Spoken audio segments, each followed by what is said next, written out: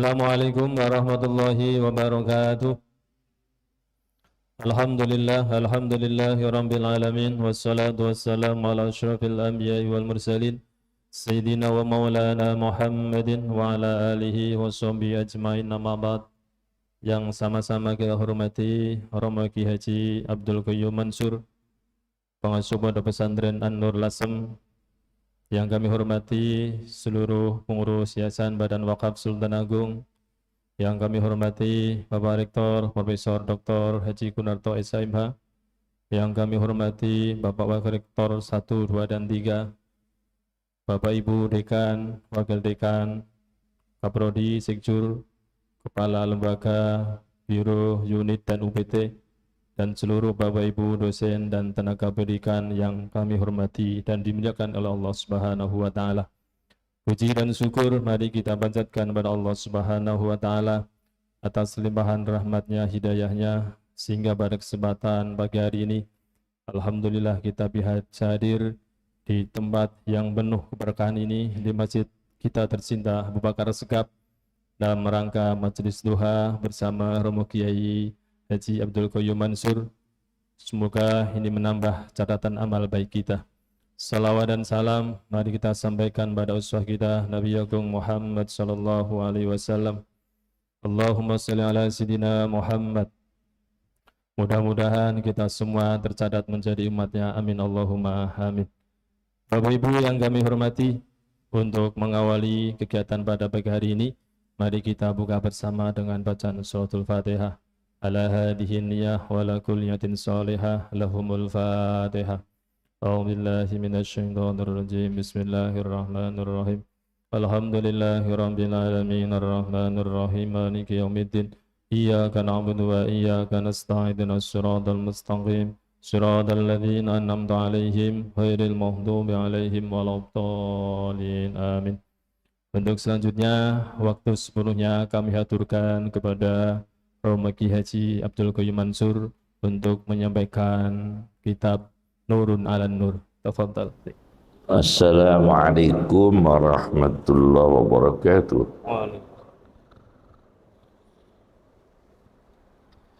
Bismillahirrahmanirrahim. Alhamdulillah. Salatan wassalaman ala Muhammad ibn Abdillah Rasulillah wa ala man sahibah wa tabi'a hudah ma ba'd. Di dalam risalah kami di halaman 7 dan 8 itu ada kesalahan cetak. Jadi kami langsungkan ke halaman 8. Karena itu ada kesalahan cetak yang perlu direvisi. Di halaman 8 baris 5 dari atas. Wal hayatus sa'idah ya hayatur ruh wal jismi binurillah. Ini pernyataan kami. Kehidupan yang bahagia, wal hayatu as-sa'idatu bahagia, ya ialah hayatur ruh wal jismi, kehidupan ruhani dan jasmani, binurillah dengan cahaya Allah. Hidup yang bahagia itu adalah hidup yang secara ruhani maupun jasmani ada cahaya Allah. Cahaya Allah ini digambarkan dengan beberapa bentuk, beberapa macam, yakni perwujudan dari cahaya yang diberikan Allah yang membawa manusia hidup bahagia. Itu ada beberapa bentuk. 1, ya hayatun thayyibah, ialah hidup yang baik. Hidup yang baik bagaimana? Al-Quran mendefinisikan, qala Allahu ta'ala, Allah berfirman, man amila salihan, orang yang beramal baik, min zakarin, laki-laki, au unsa, atau perempuan, sama laki-laki dan perempuan dalam beramal baik, dalam berkarya baik, dalam mewujudkan potensi-potensi yang baik. Wa huwa mu'minun, asalkan dia beriman. Jadi ada dua catatan, beramal baik dan beriman. Falanuhyiyannahu, maka sungguh aku beri kehidupan dia, hayatan thayyibah, kehidupan yang baik. An-Nahl surat Lebah ayat 97. Jadi orang mau bahagia, pertama hidup baik. Hidup baik ini ulama banyak menafsirkan dengan berbagai tafsir. Akan tetapi yang paling urgent, hidup yang baik itu yang paling urgent setiap waktu adalah menerima apa adanya. Itu paling urgent. Misalnya ya, hidup yang baik, sabar. Kalau sabar itu kan ketika berhadapan dengan ujian, nah itu sabar. Kemudian hidup yang baik diartikan syukur ketika berhadapan dengan nikmat. Tetapi kalau menerima apa adanya, berhadapan dengan apapun, ridho, menerima, itu berhadapan dengan apapun. Yakni ketika rezeki kita naik turun, nah kita menerima, ridho dengan Allah. Itu ketika kita sehat, ketika kita sakit, ketika bahagia, ketika menderita. Nah, makna hidup yang baik adalah menerima apa adanya dengan ridho. Itu makna yang disetujui oleh tafsir Al-Kasyaf karya Az-Zamakhsyari. Kemudian bahagia yang kedua, hayatun mutmainnah, kehidupan yang tentram. Nah ini penting sekali, kehidupan yang tentram. Hari ini ibu-ibu, bapak-bapak, siapa yang paling gelisah pada hari ini? Saya kira yang paling gelisah pada hari-hari seperti ini, masa-masa politik, itu ya calon DPR. Itu termasuk orang yang paling gelisah. Calon presiden itu gelisah, Pak. Calon DPR gelisah, calon bupati itu gelisah. Gelisah, Pak. Karena apa? Karena ketika dia mencalonkan diri, itu secara mental bukan seperti yang diharapkan oleh agama. Kalau agama itu diminta, bukan meminta jabatan. Itu kalau agama. Kalau agama itu diminta diberi jabatan, bukan meminta dirinya dapat jabatan, memaksa dirinya dapat jabatan. Itu nanti hidupnya gelisah. Gelisah karena dia harus merekayasa, harus berusaha, harus berjibaku, harus membiayai. karena dia meminta, bukan diminta publik. Bukan tokoh publik yang karismatik tanpa diminta, tanpa dia membiayai, dia diminta. Beda. Maka ketenangannya lain. Katanya saya juga nggak tahu, banyak rumah sakit yang telah menyiapkan untuk mereka nanti kalau nggak jadi. Iya betul ya itu ya. Sudah menyiapkan nanti kalau terjadi stres dan sebagainya.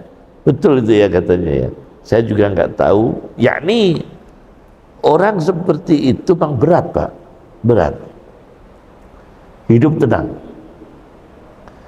Di sini di Al-Quran digambarkan ya ayyaqala Allahu ta'ala ya ayyatuhan nafsul mutmainnah, wahai jiwa yang tentram. Masya Allah, suatu anugerah. Orang tentram itu anugerah sekali Pak. Ada orang diceritakan oleh Dr. Aid Al-Qarni. Dr. Aid Al-Qarni, doakan ya, sekarang masih di penjara beliau. Beliau di penjara di Arab Saudi. Sampai sekarang ini Profesor Dr. Aid Al-Qarni yang saya dengar hari ini masih di penjara di Arab Saudi. Entah kasus apa saya tidak tahu. Beliau ulama besar. Dalam bukunya yang berjudul As'adum Ra'atin fil Adam, wanita yang paling bahagia di dunia. Nanti kalau ibu-ibu cari buku ya, bagus tuh bukunya Bu. Wanita paling bahagia di dunia. Namanya As'adum Ra'atin fil Adam. Dalam buku itu saya baca, ada orang itu buta Pak, suami itu buta. Suami buta. Buta nggak melihat. Suatu ketika suami yang buta ini mendadak Allah memberi kesembuhan. Luar biasa ini. Tidak dibawa ke pusat mata di Sultan Agung waktu itu ya. Ini mendadak di Arab tuh. Ada orang itu buta, suami mendadak sembuh. Bahagia enggak? Saya tanya. Bahagia enggak? Yang selama ini suami itu buta mendadak sembuh, bahagia enggak? Bahagia. Saking bahagianya dia lari-lari ingin ngasih tahu istrinya. Begitu dia membuka kamar istrinya sedang berselingkuh dengan laki-laki lain. Kalau dia masih buta, dia nggak lihat. Tapi karena dia butanya sembuh, saking senengnya dia cepet-cepet ngasih tahu istrinya. Ketika membuka kamar istrinya sedang berselingkuh dengan laki-laki lain. Menyesal dia. Setelah dari kamar istrinya, dia lari-lari ke anaknya, ingin ngasih tahu anaknya dia sembuh dari kebutaan. Begitu ketemu anaknya sedang mencuri uang. Menderita enggak ini? Akhirnya dia mengatakan, alangkah bahagianya kalau saya buta, karena saya tidak melihat kejadian ini. Dia bilang begitu. Sama-sama ini dosa besar, tapi saya secara psikologis, saya ketika buta tidak ada penderitaan, tidak menyiksa hati saya. Tapi begitu saya sembuh, saya melihat perselingkuhan istri saya, siksa bagi jiwa saya. Melihat anak saya mencuri, siksa bagi jiwa saya. Ini terjadi, ditulis di sebuah buku berjudul As'adum Ra'atin fil Adam, wanita paling bahagia di dunia. Jadi yakni maksud saya begini, di balik penderitaan kita baca mungkin ada kebahagiaan.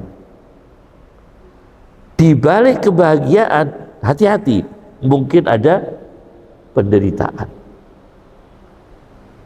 Di balik kegembiraan mungkin akan ada kesedihan. Di balik kesedihan mungkin akan ada kegembiraan. Itu rahasia Allah. Nah, inilah yang disebut hati yang tentram. Ini syarat kedua, bahwa hidup bahagia adalah jiwa yang tentram. Dengan apa? Qala Allahu ta'ala ala bi zikrillahi tatma'innul qulub. Ingatlah, dengan zikir kepada Allah hati menjadi tentram. Maka ada thariqah ya. Kapan-kapan nanti akan saya berikan zikir ya, supaya jadi thariqah zikir ya. Saya akan memberikan zikir yang mungkin untuk Sultan Agung, akan saya berikan zikir. Jadi zikir itu kalau bisa nanti kita amalkan untuk kebahagiaan kita, kesehatan kita, kecerdasan anak-anak kita, kesolihan kita, berkahnya rezeki kita, akan saya berikan zikir. Saya punya zikir namanya zikir jogo alam. Apa? Zikir apa? Jogo alam.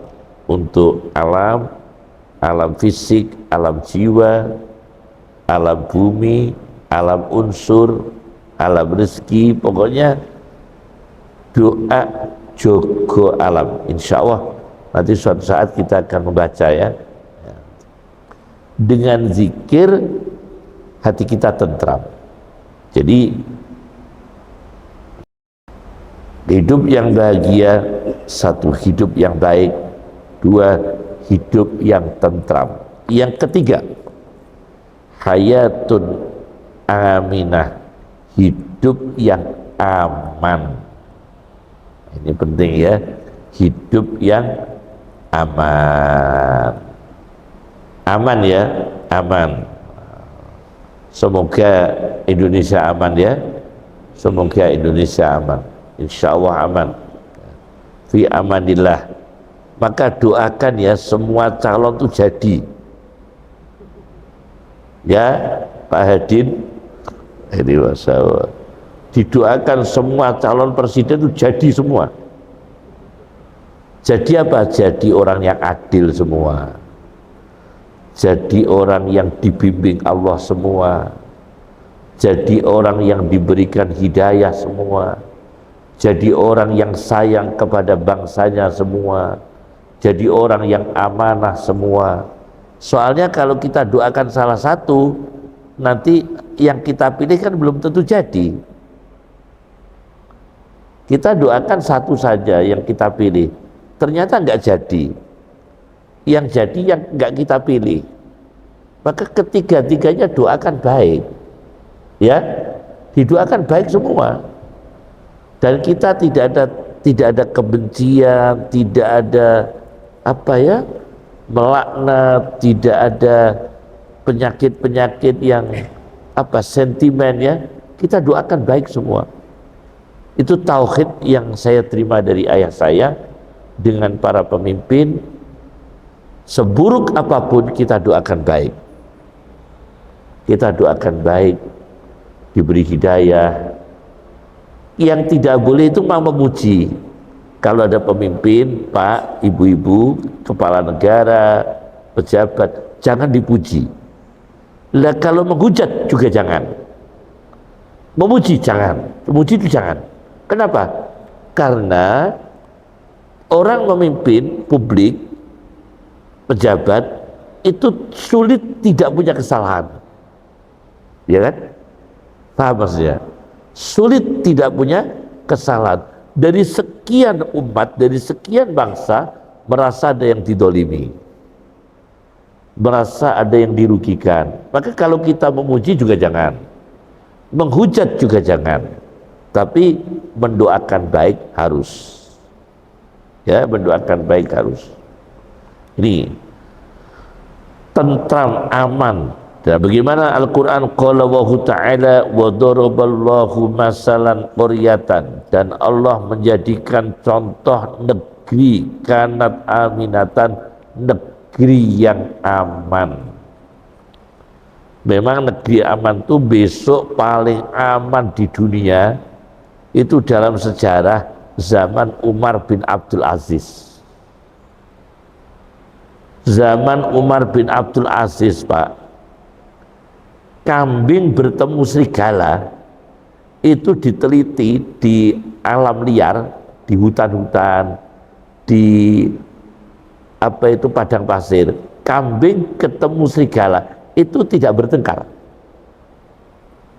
Singa ketemu singa itu di wilayahnya pemerintahan Umar bin Abdul Aziz tidak ada yang konflik. Binatang buas.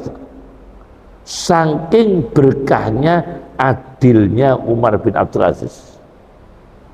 Itu pernah ada penelitian. Sampai binatang dengan binatang saja nggak bertengkar. Saking adilnya pemimpin. Negara yang aman, negeri yang aman. Kita jangan terlalu maksud kami mengada-ngadalah, fobi.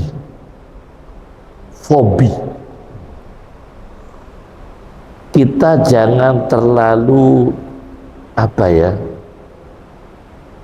Indonesia nanti kalau ini yang menang akan terjadi konflik seperti Syria. Nggak usah jauh-jauh lah, insya Allah nggak terjadi. Paham ya? Kita jangan, ini orang kalau begini radikal, nggak usah jauh-jauh lah. Kita jangan punya paranoid, maksud saya, bukan fobi, paranoid. Jangan ya, terlalu jauh. Nanti kalau yang jadi presiden ini, maka Indonesia menjadi radikal. Wah, jangan ada kekhawatiran yang tidak beralasan, kecuali memang beralasan, paranoid. Ini paranoid ya, atau ya istilahnya orang politik kalau dehumanisasi. Dehumanisasi. Jadi orang baik kita burukkan. Ini orang bahaya, padahal nggak bahaya. Ini orang membahayakan negara, padahal nggak membahayakan negara. Ini orang nanti akan membawa negara ini hancur, akan dehumanisasi. Jangan ya. Kita bukan kita merasa aman ya, tapi jangan terlalu jauh mengada-ngada lah. Insya Allah Indonesia aman. Kenapa? Nah, ini saya mengatakan begitu. Indonesia itu negeri yang aman. Satu, tipologi,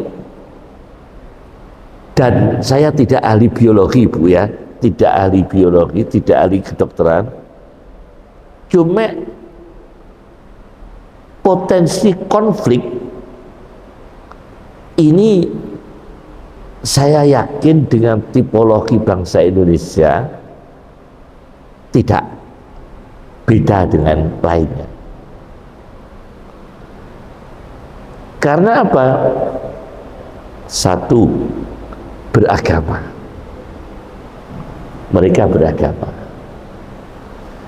Yang kedua, hikmah Allah. Konflik itu kan biasanya karena miskin bisa terjadi konflik. Tapi ini enggak.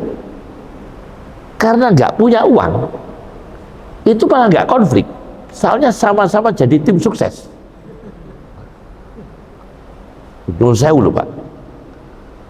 Kalau podo gak duit-duite, jadi timnya sana dapat uang, jadi timnya sana dapat uang. Akhirnya tim sama tim ketemu, cocok-cocokan. Bentuk piro. Ini tidak baik sebetulnya tidak baik. Tapi karena mereka punya problem lain, ya nggak sebut konflik. Karena ada problem lain. Yang ketiga, di Indonesia ini aman. Karena apa?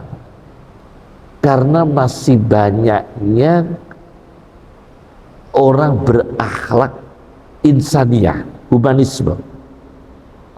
Jadi kegiatan humanisme yang natural itu sampai ke kultur, sudah menjadi kultur.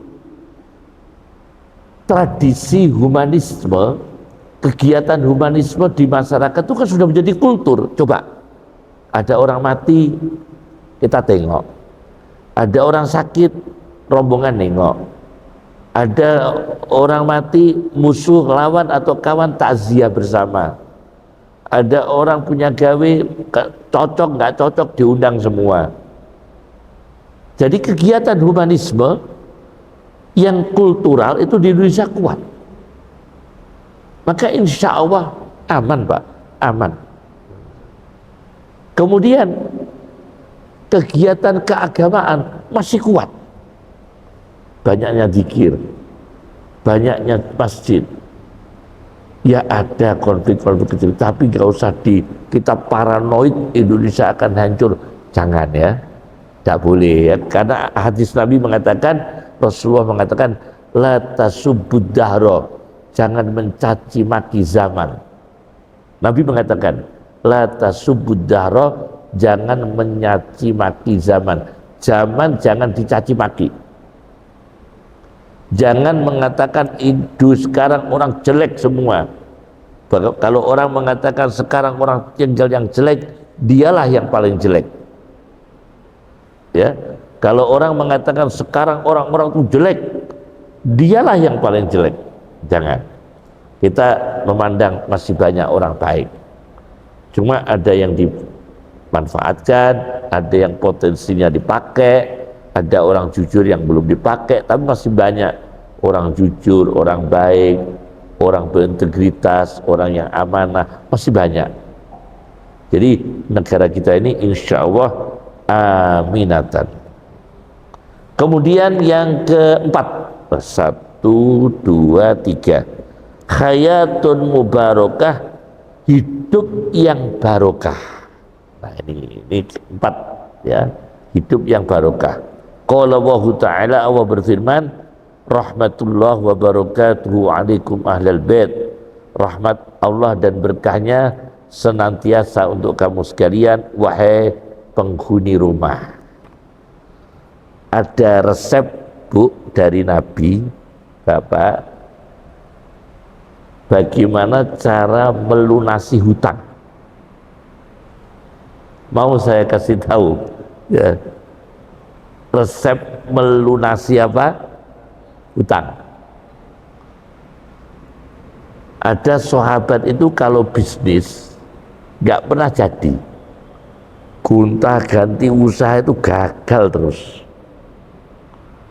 Akhirnya dikasih resep, 1, kalau masuk rumah salamnya 2 kali. Berapa? Kalau masuk rumah salamnya berapa kali? 2 kali. Pertama, assalamu alayka ayyuhan nabiyyu wa rahmatullahi wabarakatuh. Salam kepada Nabi. Jadi masuk rumah, masuk kantor, masuk tempat kerja, misalnya mobilnya itu memang bisnis transportasinya, menengok mobilnya, misalnya tambak yang menengok tambaknya, misalnya restoran yang menengok restorannya. Pertama salam, assalamu alayka ayyuhan nabiyyu warahmatullahi wabarakatuh. Yang kedua, salam biasa, assalamualaikum warahmatullahi wabarakatuh. Yang ketiga, baca surat Al-Ikhlas 3 kali. Baca surat apa? Al-Ikhlas 3 kali.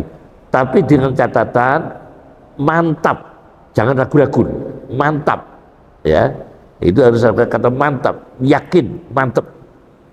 Nah ini akhirnya dilakukan oleh seorang sahabat, baru dilakukan beberapa kali, sudah lunas hutangnya, rezekinya melimpah, sampai bingung nyimpen uangnya.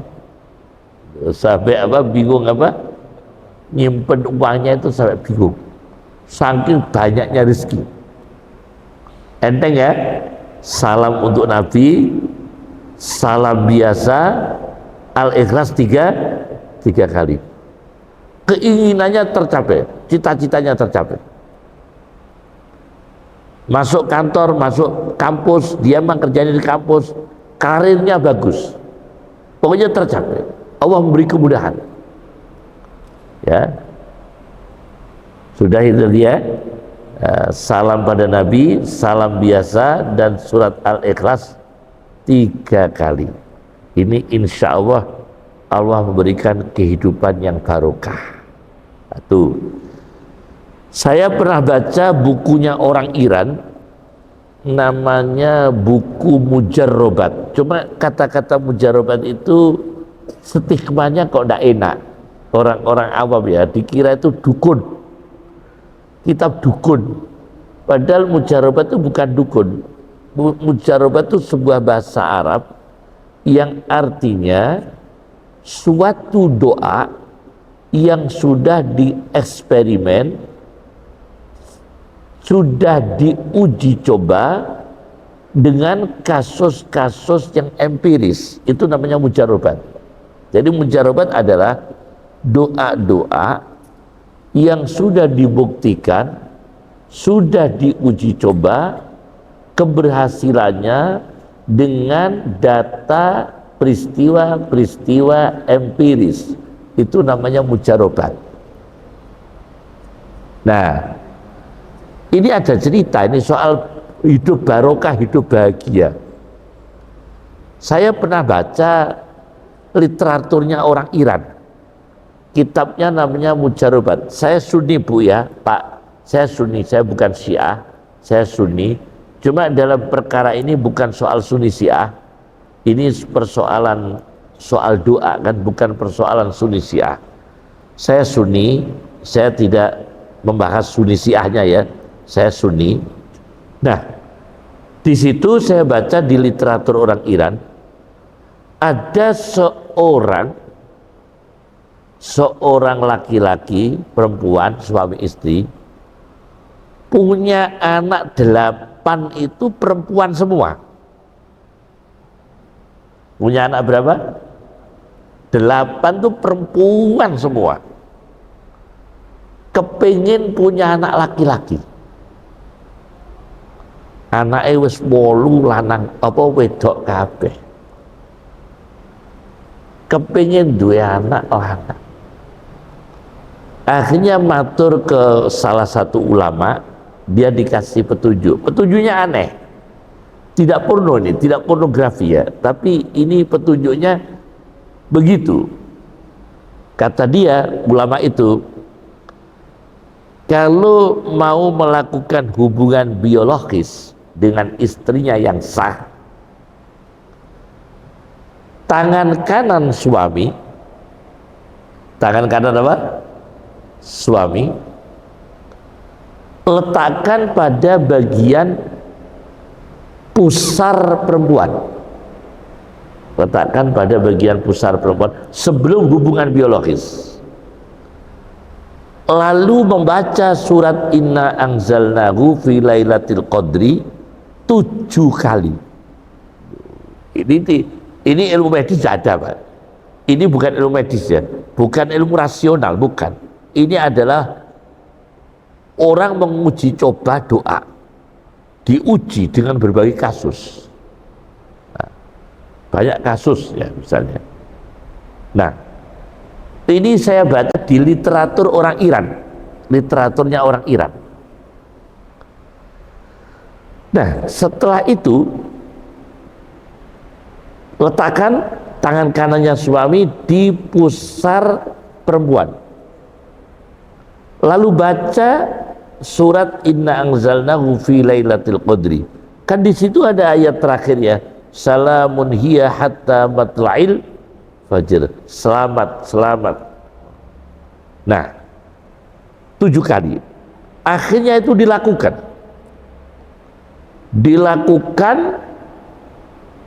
Sebelum hubungan biologis, tangan kanan menempel pusar istri, membaca surat Al-Qadr inna anzalnahu 7 kali dengan izin Allah.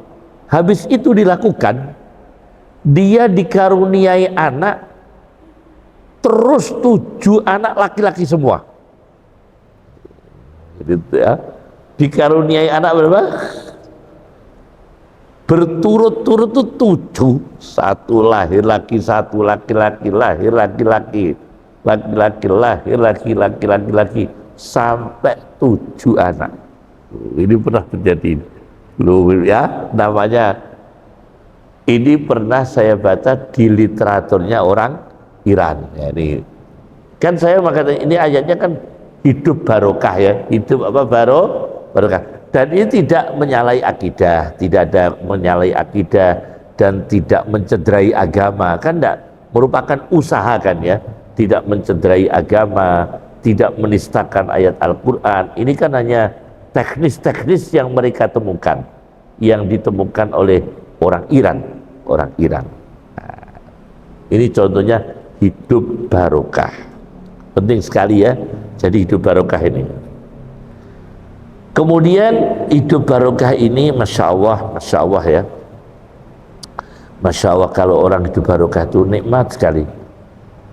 Ada orang secara ekonomi itu kurang, tapi anak-anaknya bisa disekolahkan, bisa sukses. Ada orang yang hartanya lebih, tapi ya masya Allah ujiannya berat. Jadi hidup barokah itu memang kita cari, betul kita cari itu.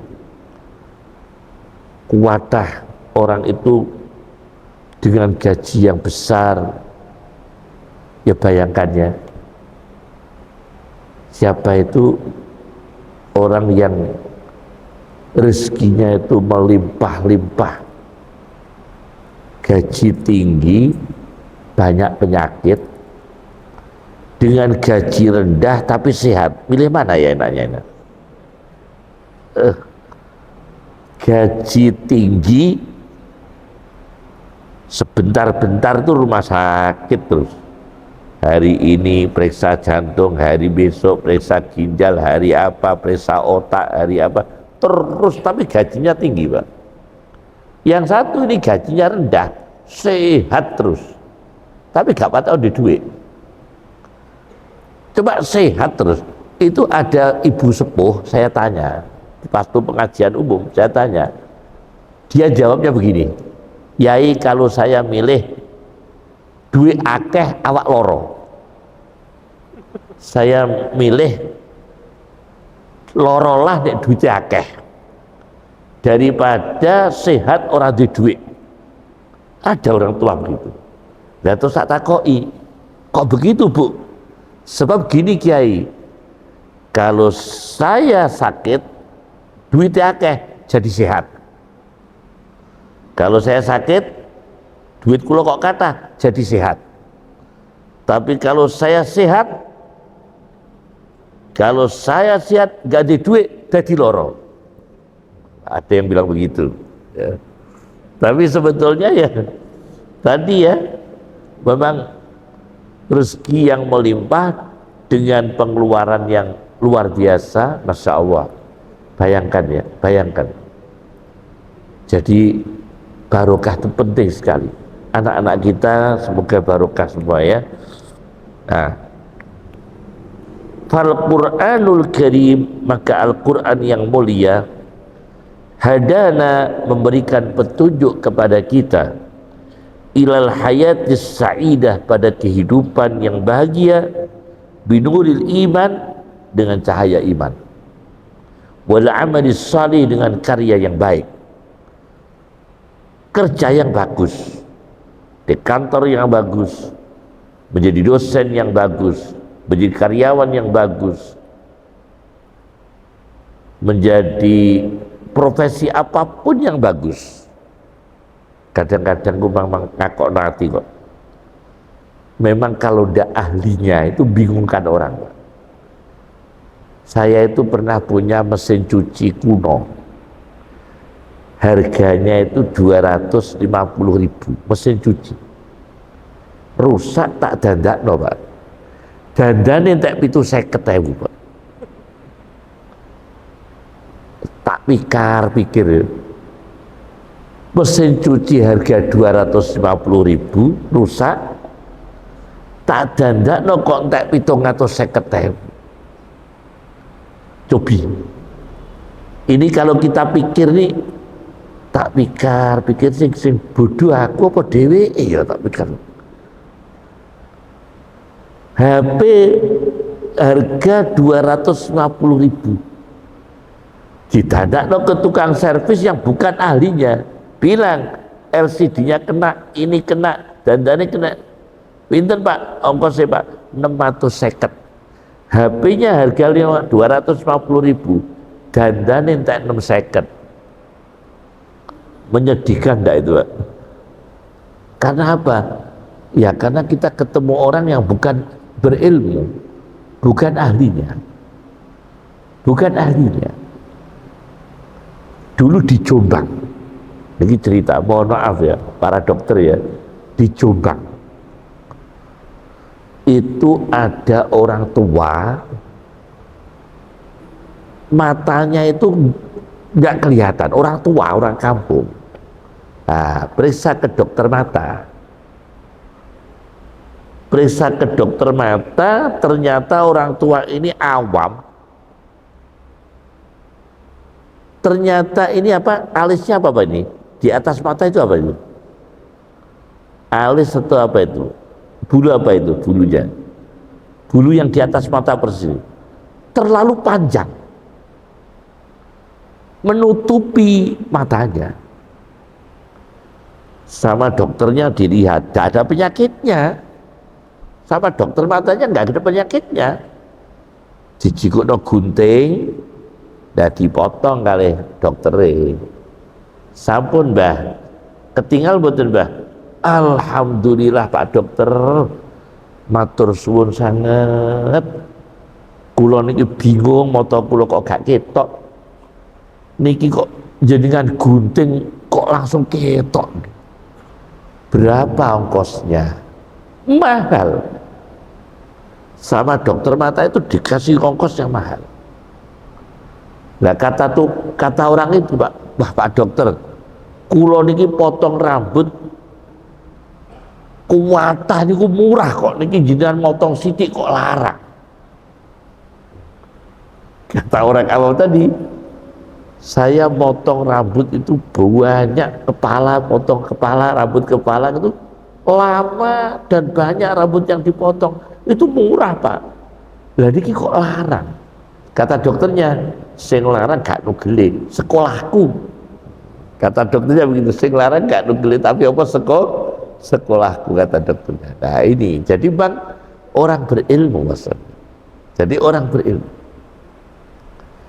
Oleh karena itu amal soleh ya, amal soleh itu perlu sekali.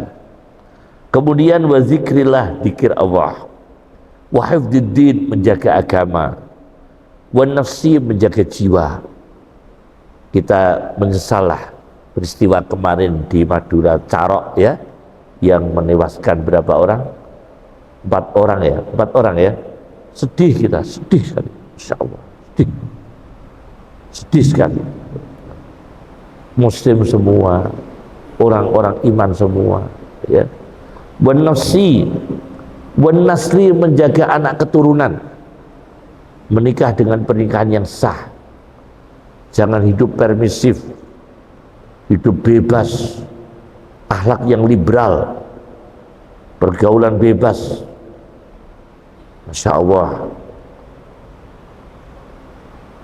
banyak orang terlantar, anak nggak tahu ayahnya, nggak tahu ibunya, itu di barat, di Eropa, lebih-lebih yang negara-negara yang tanpa agama seperti Rusia, Jerman sekarang, naudzubillah min dzalik. Jerman dulu Nasrani, sekarang kan ateis. Jerman ateis. Ya Allah, ya Allah. Kemudian Rusia ateis. Wah, jual beli ginjal karena untuk apa? uh, membayar hutang. Cina biasa itu jual beli organ untuk bayar hutang. Benasli wal akli, menjaga akal itu dengan untuk kehidupan yang bahagia, menjaga akal, tidak ada gangguan. Apa gangguannya? Macam-macam gangguan akal itu. Maka doakan ya bahwa nanti yang menjadi presiden yang terbaik di sisi Allah dan terbaik bagi umat manusia, tapi tiga-tiganya doakan baik dan menterinya baik semua. Untuk menghentikan situs porno itu kan menterinya. Berhenti semua. Aturannya begini, stop dia, stop ini. Paling tidak bisa mengurangi. Maka umat Islam tingkatkan ahli-ahli IT kita. Perbanyak ahli-ahli IT kita. Karena untuk ke depan dakwah itu membutuhkan perang, namanya perang ghazwul fikri, perang fikir, membutuhkan IT, membutuhkan teknologi, sangat dibutuhkan. Ghazwul fikri, perang fikir. Mereka propaganda liberal, mereka propaganda permisif, mereka propaganda kebebasan. Kita dakwah agama, kita dakwah yang menghubungkan antara manusia dengan Allah Subhanahu wa taala. Wal mal, menjaga harta. Wal mal, menjaga harta. Ihtada ilaiha ulul al-qulub as-salibah.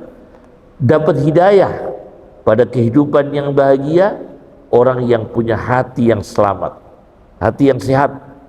Wal arwah munawwarah, wal arwahil munawwarah, dan orang yang punya jiwa yang bercahaya, diberi cahaya binurillah, dengan cahaya Allah Al-Hakim yang maha bijaksana.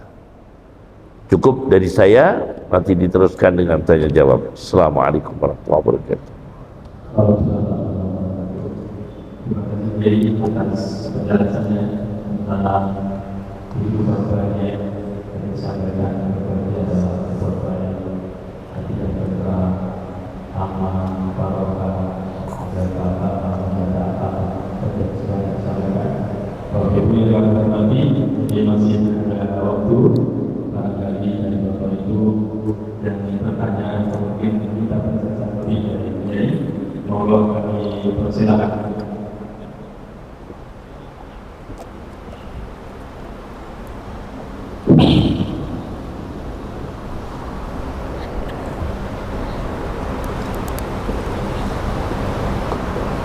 Ibu-ibu ada.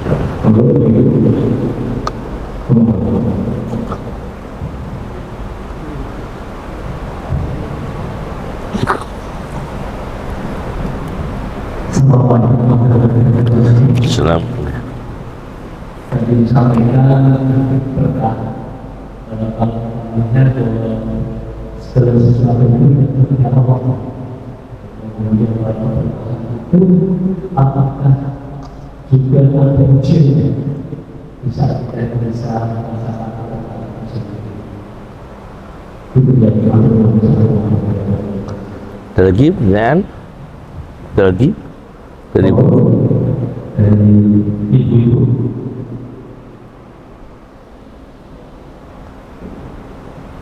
Yang ditanyakan ketika ada barokah, apakah masih ada ujian? Nah, gitu ya. Ujian itu bahasa Arabnya ada 3 yang populer. 4 yang populer, 4. 1 musibah. Apa? Musibah. Dalam linguistik Arab, ujian itu dengan terminologi musibah. Biasanya musibah ini konotasinya adalah bencana. Karena dalam Al-Quran musibah itu bencana. Ketika Allah mengatakan walanabluwannakum syai'im minal khaufi, ketakutan, sampai kemudian pengurangan rezeki, pengurangan hasil tanaman, hilangnya jiwa dan sebagainya, ya, itu musibah. Kemudian terminologi yang kedua adalah bala. Apa? Bala. Musibah kedua apa? Bala. Bala itu cobaan. Cuma bala ini bedanya, kalau dalam bahasa Arab ada bala nikmat, ada bala musibah. Bala nikmat, bala musibah. Contoh, orang itu bala musibah. Contoh, mohon maaf, bencana alam, itu bala musibah. Ada bala nikmat, kelihatannya bala tapi nikmat. Misalnya di orang yang terpaksa diamputasi karena diabetes, itu kan kelihatan bala. Tapi untuk menyelamatkan jiwanya, dia diamputasi karena dia diabetes. Dokter ahli mengambil tindakan untuk dipotong sebagian organnya, itu kan musibah. Tapi musibah itu ada nikmat karena untuk menyelamatkan jiwanya. Itu namanya bala nikmat. Yang ketiga ada istilah mihnah. Mihnah itu ujian yang tidak bentuk musibah, tidak bentuk nikmat biasanya, tapi ujian ini tes. Maka lahirlah kata-kata imtihan, seperti ujian semester, ujian mahasiswa, itu bahasa Arabnya imtihan, dari kata mihnah, itu juga ujian. Mahasiswa, ujian semester, ujian doktor, ujian apa, nah itu namanya ujian-ujian. Itu dalam bahasa Arabnya itu imtihan. Kalau doktoral biasanya munakosah, ada kan ya, munakosah, ujian terbuka. Ada apa, munakosah, ujian terbuka, itu namanya mihnah, ujian. Tapi tidak langsung bentuk musibah besar, ya belum tentu nikmat karena belum tentu lolos, ya belum tentu musibah, tapi itu ujian seperti itu namanya mihnah. Nah, berarti ujian yang mihnah itu adalah suatu ujian yang ada sesuatu yang diinginkan untuk tercapai, itu mihnah. Nah, ngapunten, jangan tersinggung ibu-ibu ya. Dalam kitab Ihya-nya Imam Ghazali, ujian orang jadi wali itu kalau kuat dimarahi istrinya. Aneh enggak itu? Maka banyak ulama dalam, tapi ini agak aneh ya, ada buku itu kumpulan ulama yang kuat dimarahi istrinya, itu rata-rata sukses menjadi ulama besar dan menjadi wali besar. Pendiri Thariqah Rifaiyah Syekh Ahmad Ar-Rifai, Qadhi'iyat, tokoh linguistik dunia Sibaweh, Nabi Yunus, Nabi Nuh, Nabi Lut, itu kan ujiannya istri semua, tapi dia sukses menjadi ulul azmi. Ini ulama sukses dimarahi istrinya. Jadi kemarahan istrinya kepada dia itu tidak dipandang suatu kejahatan, tapi menguji mentalnya dia supaya menjadi orang besar. Umar bin Khattab itu Masya Allah orang yang luar biasa ditakuti dunia, tapi kalau di rumah sering dimarahi istrinya. Jadi jenengan kepingin kados Umar bin Khattab ya monggo ya, kalau kepingin jadi Umar bin Khattab ya siap dimarahi apa? Istrinya. Ini Umar bin Khattab. Nah ini namanya apa ya? Mikhnah. Yang keempat fitnah. Nah ini ya, musibah, bala, mikhnah, fitnah. Fitnah ini adalah, kalau bahasa Indonesia, fitnah lebih berhubungan pada adu domba, kemudian gosip dan sebagainya. Hubungan kata fitnah kalau dalam bahasa Indonesia. Tapi kalau dalam bahasa Arab bukan begitu. Fitnah adalah ujian baik dan buruk, itu ada fitnahnya semua. Baik dan buruk ada fitnahnya. Nah, kalau sudah dikatakan barokah, dia lolos. Jadi kalau dia masih baik, itu belum tentu barokah. Kalau sudah barokah, berarti lolos dari ujian. Contoh begini, ada orang, Masya Allah ya, di Mesir itu ada anak pinter sekali, anak kecil pinter, cerdas, sampai hafal Quran pinter, sampai dapat penghargaan presiden pas upacara kenegaraan. Upacara kenegaraan, anak kecil itu dikasih hadiah oleh presiden Mesir. Bangga Pak. Nah ini bangga, bahaya ini Pak. Ini ujian bahaya Pak, paling bahaya. Karena kita dapat prestasi, dipamerkan di depan umum, dingertikan Allah di depan umum, dan diterima dengan hati yang bangga, baru pulang Pak meninggal dunia anaknya. Setelah dibanggakan langsung besoknya di rumah meninggal dunia. Maka jangan berbangga ketika ada prestasi, karena itu fitnah. Jangan berbangga. Nabi kita mengatakan, ada orang pakai baju mewah, dalam hadis Sahih Bukhari, orang laki-laki pakai baju mewah satu setel, dia bangga dengan bajunya, ditenggelamkan Allah dalam tanah, kecil-kecil Pak, sampai sekarang masih di bumi, sampai sekarang, sampai hari kiamat, tidak mati-mati dia, kecil-kecil terus sampai sekarang.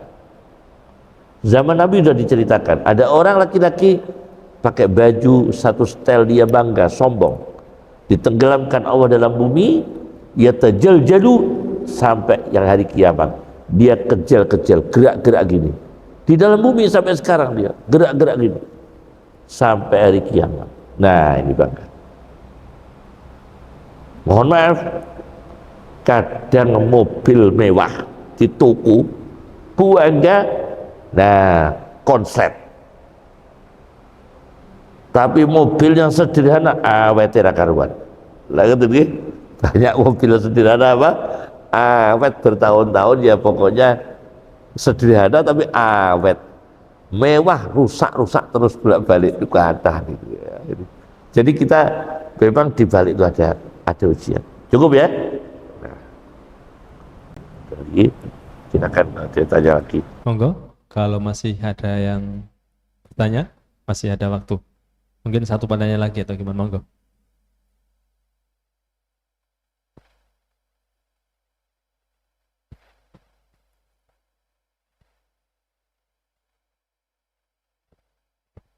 Baik Bapak Ibu, demikian kajian kitab Nur Al-Nur. Mudah-mudahan kita semua tergolong menjadi orang-orang yang bahagia. Amin Allahumma amin. Bapak Ibu, marilah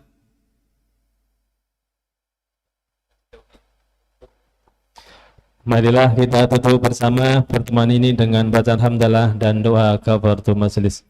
Alhamdulillahirabbil alamin. Subhanakallahumma wa bihamdika asyhadu an la ilaha illa anta astaghfiruka wa atubu ilaik. Kurang lebihnya mohon maaf. Assalamualaikum warahmatullahi wabarakatuh.